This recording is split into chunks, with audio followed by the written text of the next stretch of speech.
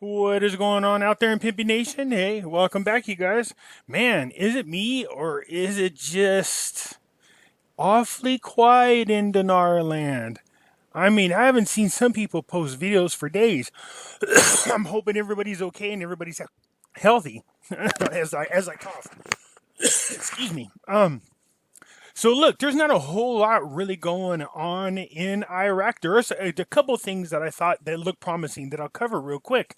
But there are a lot of people that had bet the house that something was going to happen between this weekend and the end of the month. All right? Is it possible? Of course it is. There sure are a lot of signs out there that point to something hopefully happening. All right, but let's just cover a couple other things here real quick and then we'll get into that. Okay, like I said before, don't ever invest emotionally, not with stocks, not with bonds, not with anything that you do. I know it's easier said than done, but it will drive you crazy if you watch the markets every day. It goes up and down worse than a roller coaster. And as you can see, still, cryptocurrencies are making a very slow and gradual comeback, all right? And in addition to that, so's gold and silver seem to be coming back. It was at 12 and gold was down in the 1400s. Not that it's much higher now in the 1500s. Hell, $1.10, $1.11 it brings it under 1500. So still a great time to buy on the dip. Gold and silver, in my opinion, as well as cryptocurrencies are still very low. Very, very low. All right, the Dow looks terrible as it closed on Friday, but oh well, that's a whole nother story. Anyways, as always, just a quick reminder, if you haven't already joined, we have Pippy's Investment Chat, which is the same as this YouTube channel. It's a Facebook group. I'll leave the link in the description. Just click it and follow it, and it'll take you to the group. There's all kinds of information in there about the dinar, the Vietnam dong, cryptocurrencies, gold and silver, and all those other fun things that we love to talk about. Okay? All right, let's kind of get into something here. So this article is, it's about a couple weeks old, but this is the first time that I've seen it. So Iraqi forces are starting to just take control as the United States and Britain start slowly removing their militaries out of the Iraq region. Like I said in my other video, it's really time to kick the training wheels off and start letting Iraq learn to fight for itself.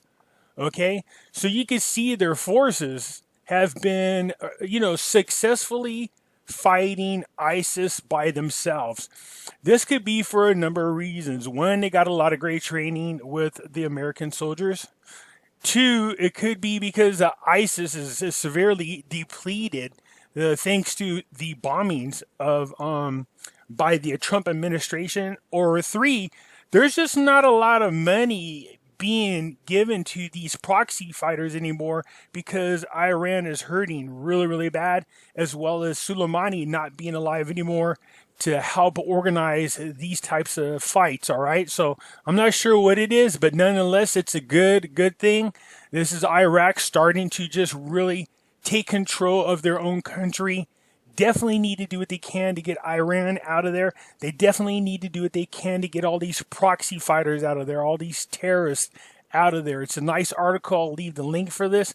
But in addition to that, it talks about their jets were taken over, they took over in the sky and were able to clear the sky for the Iraqi jets to conduct airstrikes against ISIS targets. Okay, so this is good. This is what we want to see. These are the types of things that we want to see happen in Iraq. Remember, the more they can defend themselves, the more they can fight off, ISIS, the more they can fight off Hezbollah, the more they can fight off Al Qaeda, the more they take back their country. They need to fight off Iran is what they need to do. But I just saw an article, and a lot of their leaders in Iran are really suffering pretty hardcore from the coronavirus. All right. So anyways, this is a good article. I'll go ahead and leave the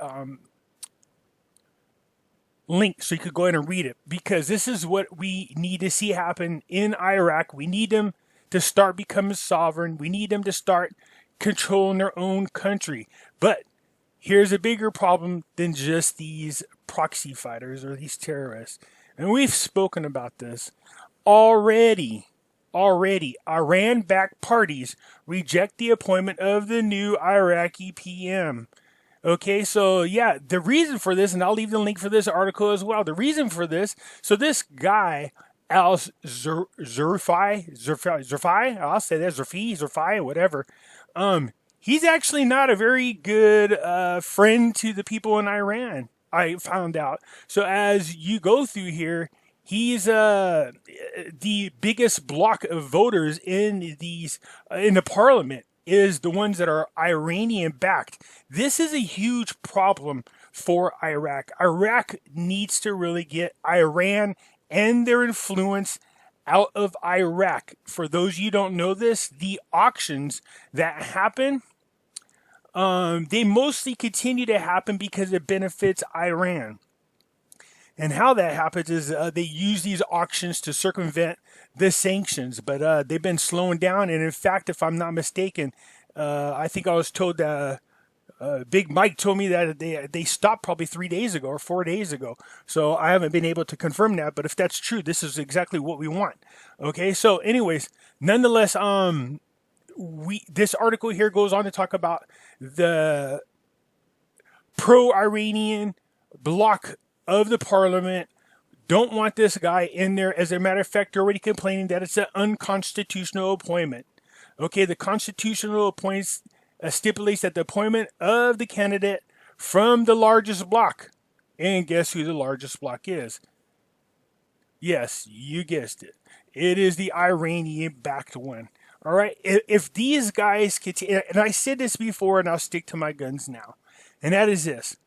They really need to dissolve the parliament. They're not going to get anything accomplished, especially with the largest voting bloc of them being pro-Iranian. All right, you need to just dissolve the bloc and then go ahead and let politicians take over. Let the president get a PM in there. Let him establish his cabinet and forget about what the parliament wants, because they need to put the government together of the people by the people. Sound familiar? Until this kind of stuff happens, we're really not going to see stability in this country, and that's affecting the dinar, okay? Because they really need outside investors to come in there and really help rebuild their economy. Okay, now having said that, there's a lot of people that are banking on the dinar changing this weekend. All right, I told you last year, and I said it several times this time, it was my feeling that, the rate change would most likely happen sometime by the end of March or beginning of April. But I had reasons to believe that. I'd seen articles last year saying they were going to make that rate change happen in April of last year. I've showed you guys in videos where they said they were going to do that.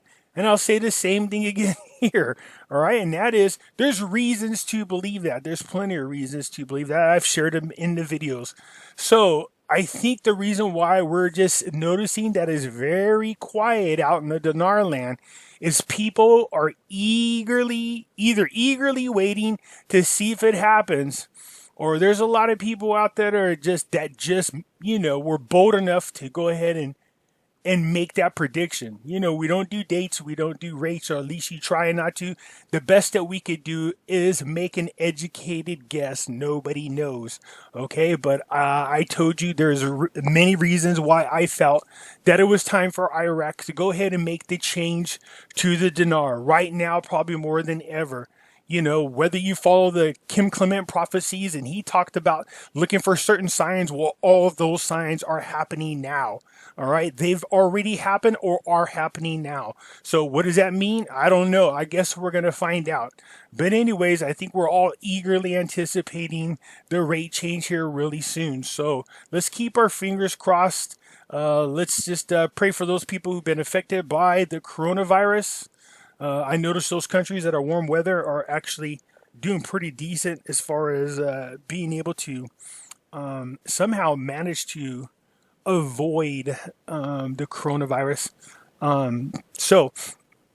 Nonetheless, anyways, I just wanted to put a video out real quick because people are like, are you putting out a video?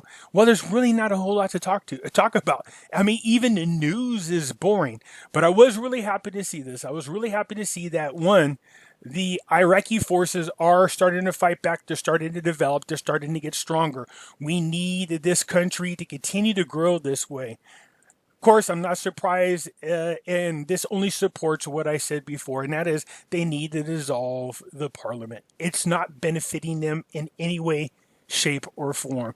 All right, anyways, let me know what you think, all right? Smash the like button, hit the subscribe button. As I said before, there are some things coming up, and if you're not subscribed, you might miss these things. I do live shows from time to time, but I have not learned how to do them properly on YouTube. So when the show's live, that's the only time you're going to see it, because I haven't figured out how to save it or do that. So once the live show is done, it's over. So you don't want to miss some of these shows. I'll continue to try to figure out what I'm doing wrong and see if I can, go ahead and learn how to replay the live shows once I'm done. Okay, anyways, leave a comment. Let me know what you think about the fact that Iraq's forces are starting to finally fight back to start to do something, and what you think about these Iran-backed parties rejecting the appointment of the new Iraqi PM already. Again, all right? Talk to you later. Bye.